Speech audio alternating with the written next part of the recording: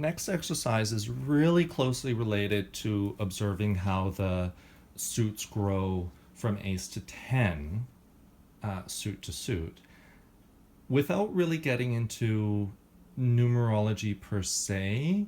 The next step is looking at each of the individual ranks, each number, in a similar way, and seeing how each number grows from suit to suit. So we have the four aces, and we can observe similarities and differences among the aces. So, and we can arrange them in many different ways. It doesn't have to be in this order. In fact, this is probably not the traditional order. I'll actually zoom in a little bit here. There we go. So you can see them a little bit more clearly. So there's a very clear similarity between the ace and ace of wands and ace of swords. There's a thickness at the top with the crown and a thickness at the top with the wand. But there's also almost a feeling that the wand only goes up, whereas the sword, even though the sword itself is going up, the overall shape of the forms is leading the eye downward. In the relationship between the cup and the coin, the cup, the eye is kind of going up and down from the center. There's a central circle hinted at here, but the eye is led up and down by the broadness of the gold. Whereas in the coin, the eye is more drawn to the center because this is a little bit more sparse. So the focus is really in the middle, whereas the focus is split here. So there's those kind of differences. Also, the form between the ace of cups and the ace of coins, this form at the bottom resembles the foot of the cup. This form at the top resembles the top, and the circle in the center resemble each other, of course. The forms on the sword and the wand, again, the crown being wide is kind of like the width of the top of the wand. The empty space on this side is receptive to the hand on this side. The empty space on this side, on this card, is receptive to the hand on this side. There's also a sense of verticality and in the middle, centralness to these two cards. There's really a centralness to all of them. They're all kind of drawing the eye either vertically into the center or laterally into the center between these two aces. So there's a lot of other similarities. We could look at how the ace of coins and the ace of swords, the shapes at the top here and the shape intimated by the hilt of the sword becomes this foliage, right? And there's almost a circular, when set side by side, there's almost a circular space here, similar to the coin.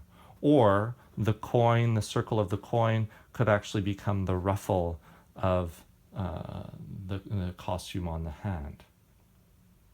This circle could also become the base of the sword. We could think that the sword is almost being held this way. So the sword itself turns this way, and we're viewing the sword from its base, and that the pommel of the sword is actually the coin. So they're not really so different in some ways. Maybe they're just a different perspective of actually the same object. In the ace of coins and ace of cups, we have a similar kind of verticality, central verticality with the wand and the cup, and a similar kind of wider or thicker at the top and narrower at the base between the two. The space is also split in a similar way. If we kind of split almost in thirds, they're not totally even thirds, but the bottom third has the hand and the same base that the cup is on. The middle third is a little bit more empty. There's stuff going on, but it's a bit more empty. And then the top third, which on the cup is really the top half of the card. But the top third of the visual space is more full, is wider between those two cards. Let's look at similarities between the Ace of Swords and the Ace of Cups. So the red is similar in the center.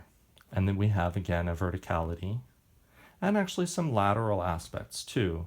When placed side by side this way, the lateral aspects of the Ace of Swords kind of show up more clearly beside the cup, and the vertical aspects of the cup become more obvious beside the sword. This black or green is similar between the two. Again, the hilt of the sword could become the base of the cup, and the crown could become the top of the cup, and the red becomes the circle. Last combination of the same four cards. Let's look at the Ace of Wands and the Ace of Coins. So again, we have this circle and this circle. We're kind of in thirds again. This circle and this circle resemble each other. And then the top, if we go instead of laterally in circles, that width of the top of the card could resemble the top of the coin. And then this filled space by the coin is almost negative space by the wand. And we can have a similar relationship also if the wand were actually turned this way and we were looking at the wand from its base, or even the wand were turned this way and we looked at the wand from its top. So this circle of the coin could just be a different view of the wand. Going on to the twos, we can look at the shapes with the twos in similar fashions.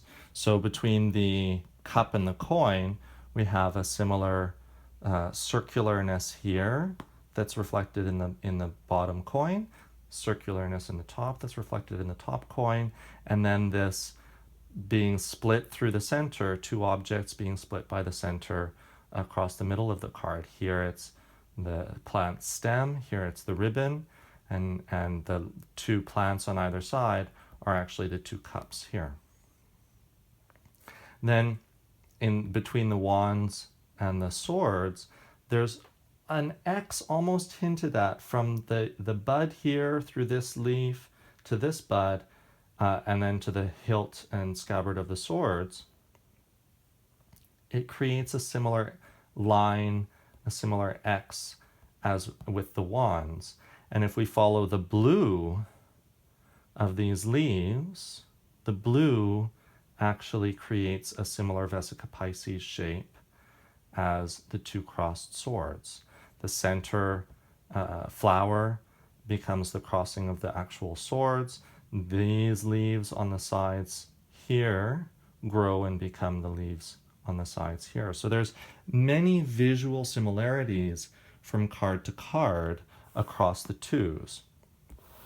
We can look at, say, the Two of Cups and the Two of Wands. There's also a bit of an X shape here. If we follow this head down through the middle of the card to this side, and from here to here, we get that X, and we get the flower here.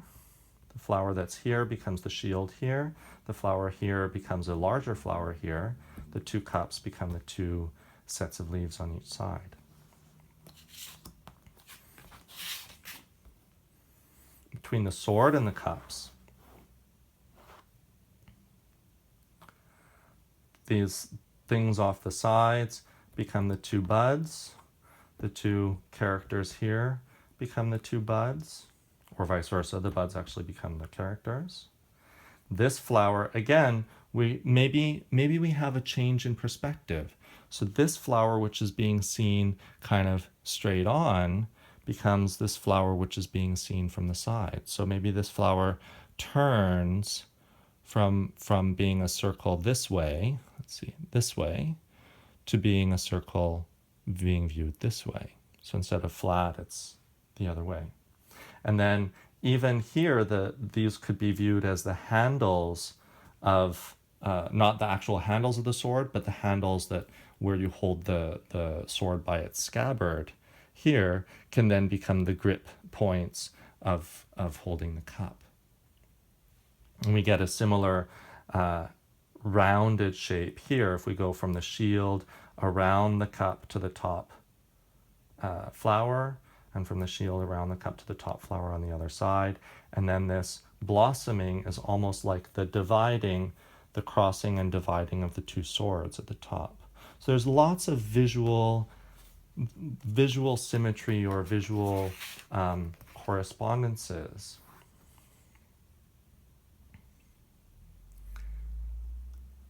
Even between the two swords, these leaves, swords and coins, these leaves can become this coin, or this round shape here between the bars on the hilts can become the coin, and similar across the top. And this line, this curl, if we follow this leaf from here through the flower to the opposite leaf, that becomes the same curl here. It just grows bigger and becomes a similar curl. In the wand, we get a similar X. If we joined this end of the ribbon to this end of the ribbon, we would get an X just like the X of the wands.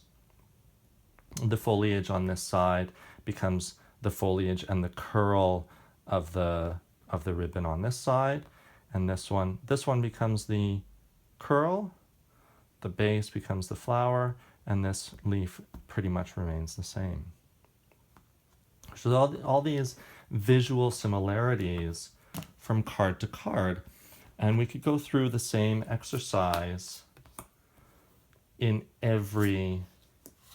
every number and find where are the visual symmetries between all of the threes, across all of the threes, between wands, swords, cups, and coins. Where are the visual symmetries along each of the fours? From swords, wands, cups, and coins. This shield and this flower have a relationship, have a similarity. These two cups, same as the two coins. But the coins and the leaf, if you join the coin and the leaf on this side, and the coin and the leaf here, if you join those coins and leaves together, they would actually become a cup. There's the roundness of the coin, and the leaf becomes the base.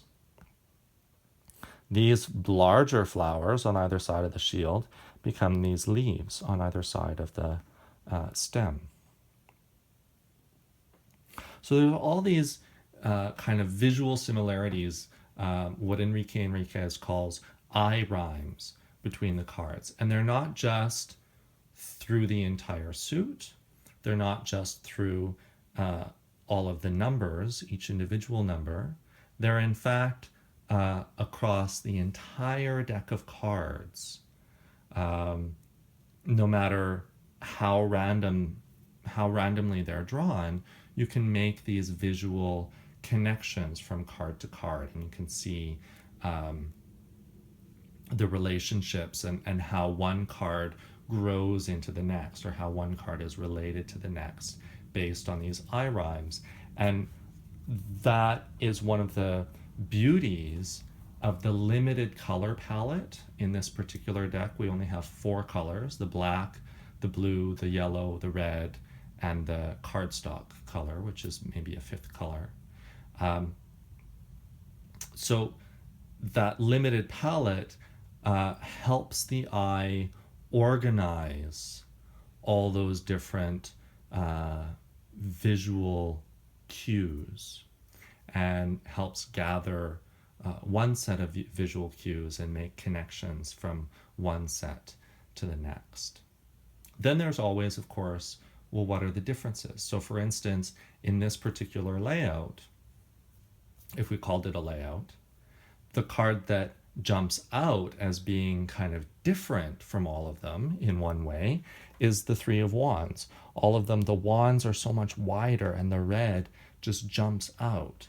Similarly, the 4 of Cups seems to jump out at me because of its symmetry, it jumps out a little bit more. It seems a little bit more visually impactful than the 3. But that's just in relationship to each other. When they're set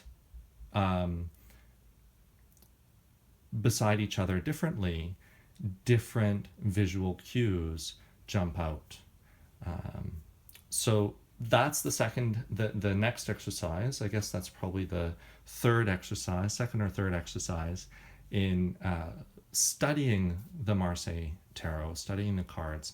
And these exercises are building an eye, a way of looking that will help you read the Marseille Tarot in a way that is effective, but completely different from the way that you have probably either learned Marseille on the number plus suit structure, or again very different also from the way that you might read the scenic cards, where you go one scene to the next, because these open much more possibilities.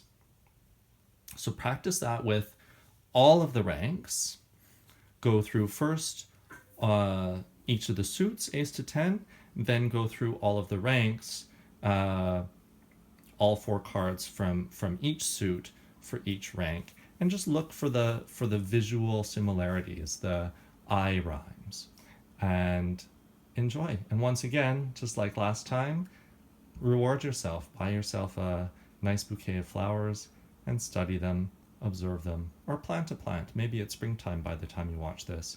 Plant a seed and watch it grow over the summer.